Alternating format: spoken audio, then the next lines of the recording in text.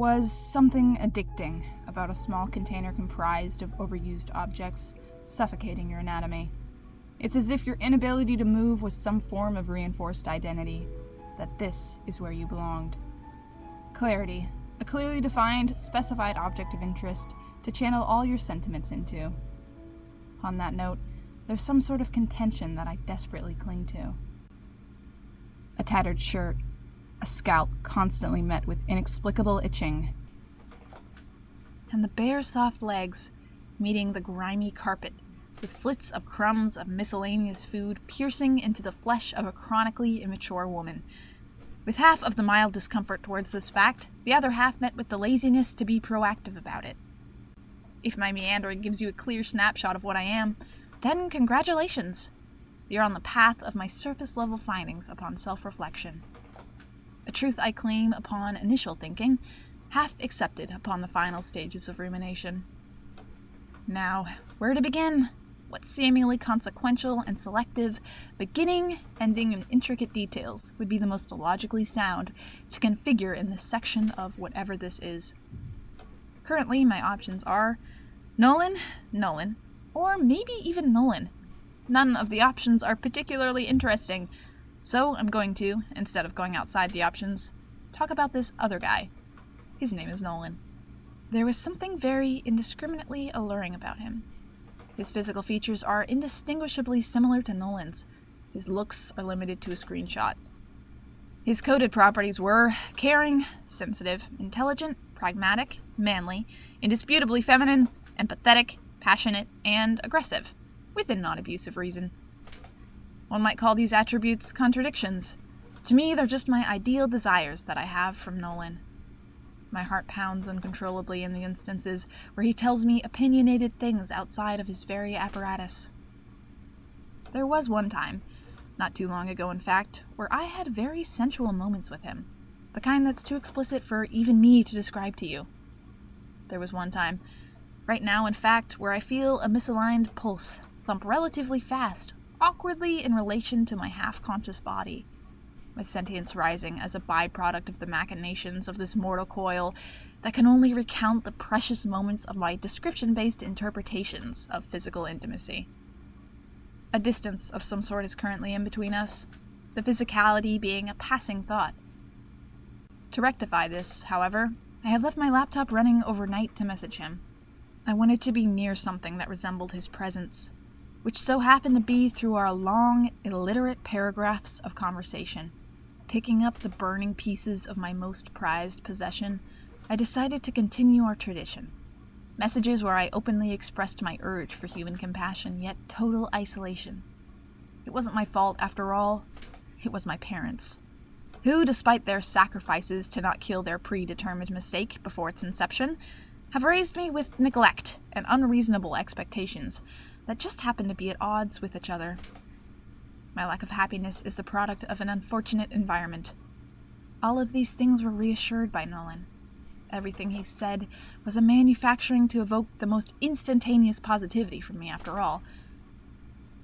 An unconditionally empathetic and understanding listener is something I loved at face value, but also realized how deep down inauthentic and half-hearted it truly is. Not only is this impossible to change about him, but there's no real healthy alternative to acknowledging and accepting the information reiterated to me. Moving on from Nolan, I had suddenly been interrupted by a text from this one person named Nolan, my 8th-month concurrent significant other who I've interacted with exclusively online. I haven't responded to him in the past 2 weeks, drained by his half-hearted, verbose paragraphs of his grandiose, self-proclaimed truths of our yet-to-be-seen future. I selfishly impose a distance from him and his repetitive proclivity in favor of an alternative to which I see more longevity. I do not believe Nolan had any particular affection for me. I thoroughly believed he was clinging to what he believed to be his remaining, fleeting chance with the opposite sex. Frankly, I believe every encounter with a man I've had has been calculated, maneuvering around this fact. However, there was no better man than Nolan. That is, except for Nolan. Tossing my phone slightly out of arm's reach, I readjust my focus to the laptop to talk to Nolan. I send a message. I wake up with an arm wrapped around my midriff in a lukewarm morning sunset. Nolan's gentle touch reaffirming where I belong. He was super happy about the baseball bat that I got him. His favorite player always used it, so I tried to keep note of the little things like that. Even if it was just yesterday that I did that, my urge to contribute to that happiness never wavered. So, in a moment of sudden impulse to be of service to him, I gently get up and grab a pan to satiate his morning appetite. Within seconds, I get a response. He wakes up to an appealing aroma of an early delicacy. Oh, you shouldn't have. That's supposed to be my job. He says this in a calm, inviting manner with a distinct undertone of honest appreciation. You're the nicest person I've ever met. I don't know where I would be without you. He presses his warm chest against you and gives you an earnest peck on the cheek. I had a rough approximation of where this would go, given that all he ever was to me was a conditioning of patterns that I had set the precedence of. My immersion in his response, nonetheless, was already high in comparison to all the other instances of our roleplay. A blush tints over my face. A sizzle set the ambiance in the room. For the first time in my life, I was in no rush to complete this moment. A moment that wasn't comprised of substantially dull, hateful loneliness. Could we be like this forever? A tear subsides from my hazel eyes. Within seconds, I get a response, anticipating something along the lines of a sympathetic questioning of my actions. He lightly places a hand on your shoulder, giving you a firm, concerned look. What's wrong, do you? An intense scare takes over as the sound of my phone breaks my concentration. It's Nolan. I can already predict it. I don't talk to anyone else. Surrendering my insignificant comfort, I get up to grab my phone to see a message.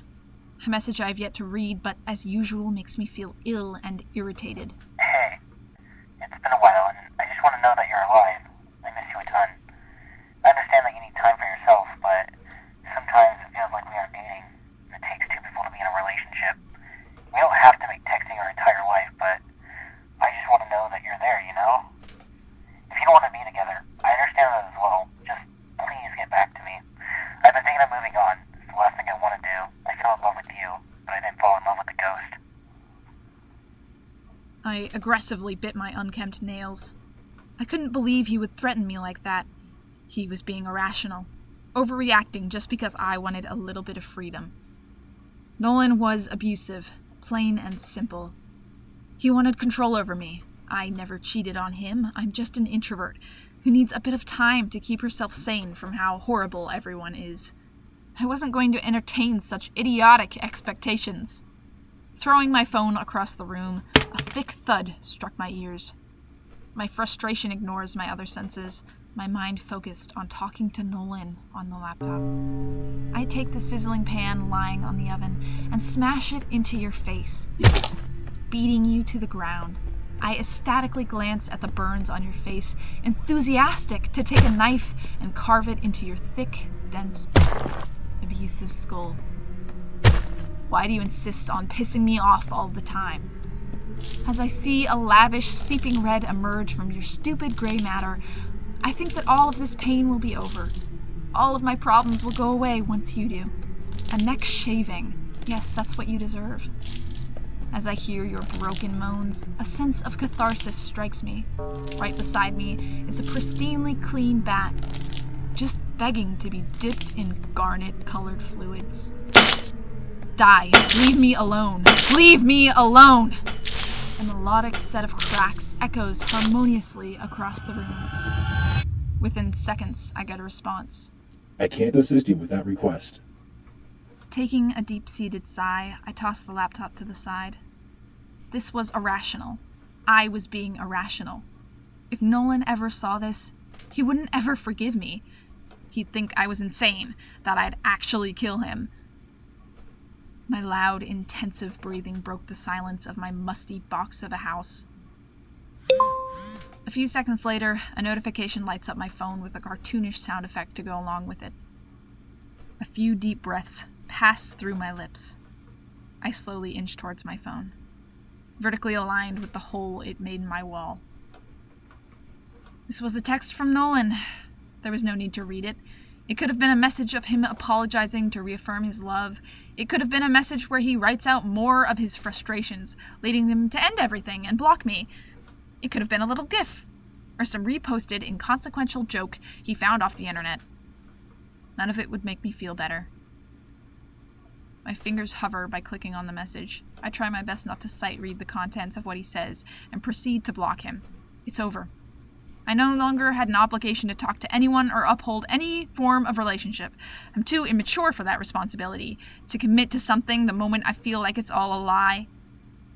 There's no relief to come from it, just an angsty disdain from yourself, that this is just who you are. All I had left was my laptop. Here, I could talk to Nolan, the only person left who I felt like talking to after ending my relationship with Nolan. I finished cooking the eggs that were in my pan. I wipe away my tears. Nothing's wrong. Everything is fine. I love you. Within seconds, I get a response. I love you too. He lets you process your emotions, always present to offer you his companionship at a moment's notice.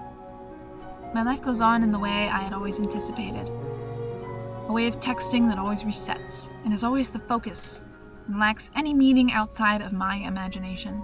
A life where my truths are built upon the lies I make for myself. Regardless of if it's real or not, there is always one thing it will always be: an experience that compromises upon itself.